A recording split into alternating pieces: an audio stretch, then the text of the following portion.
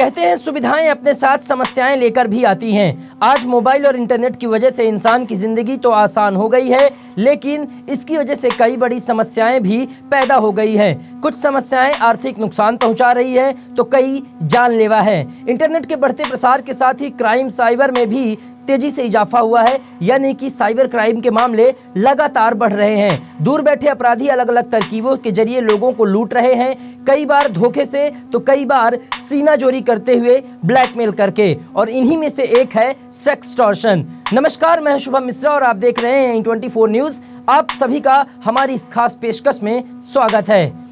आज हम बात कर रहे हैं सेक्सटॉर्शन की, जिसकी वजह से कई लोगों ने अपनी जिंदगी गंवा दी तो कई परिवार बर्बाद हो गए। कुछ ऐसा ही मामला सामने आया है एक बार फिर आर्थिक राजधानी मुंबई से, जहां एक रेलवे कर्मचारी ने सेक्सटॉर्शन से दुखी होकर अपनी जान दे दी है। वो अपने पीछे 2 बच्चे और पत्नी को छोड़ गया है। गुजरात का रहने वाला 36 साल का रेलवे कर्मचारी ठाणे जिले के डोंबिवली ईस्ट में अपने परिवार के साथ रहता था। वो सेंट्रल रेलवे में माटुंगा वर्कशॉप में काम करता था।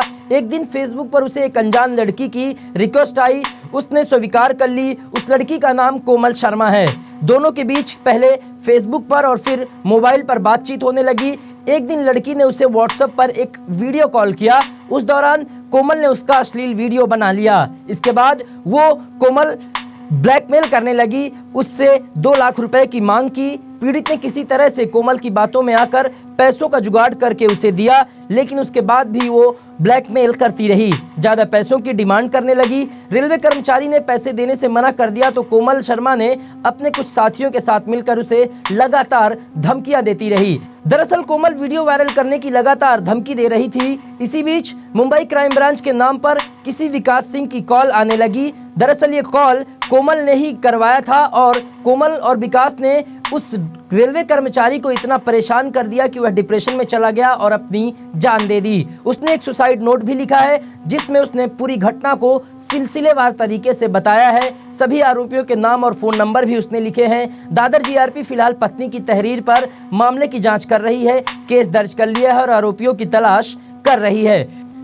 पिछले 2 सालों के आंकड़ों पर यदि हम नजर डालें तो आर्थिक राजधानी मुंबई में सेक्सटॉर्शन के केस में तेजी से उछाल आया है। साल 2021 में सेक्सटॉर्शन के करीब 54 केस दर्ज हुए थे, जिनमें से 24 मामलों में 33 लोगों को पुलिस ने गिरफ्तार किया था। इन 24 केसेस में से 4 ऐसे थे जिनमें पीड़ित से 10 लाख रुपए से ज्यादा वसूले गए थे। इसके अलावा यदि हम साल 2022 की बात करें तो 2022 में सेक्सटॉर्शन के करीब 77 केस दर्ज हुए थे।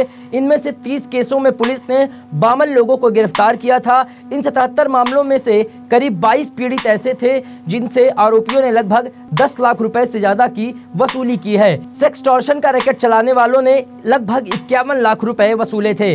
इस तरह के गैंग के लोग सोशल मीडिया के जरिए लोगों को टारगेट कर अपना शिकार बनाते हैं। अगर हम बात करें कि सेक्सटॉर्शन क्या है और लोग कैसे इसमें फंसते हैं, तो सेक्सटॉर्शन का रैकेट चलाने वाले गैंग में कई लोग एक साथ मिलकर काम करते हैं। इनमें महिलाएं और लड़कियां होती हैं जो ज़्यादातर लोगों को सोशल मीडिया के जरिए अपना शिकार बनाती हैं, उन्हें खोजती हैं।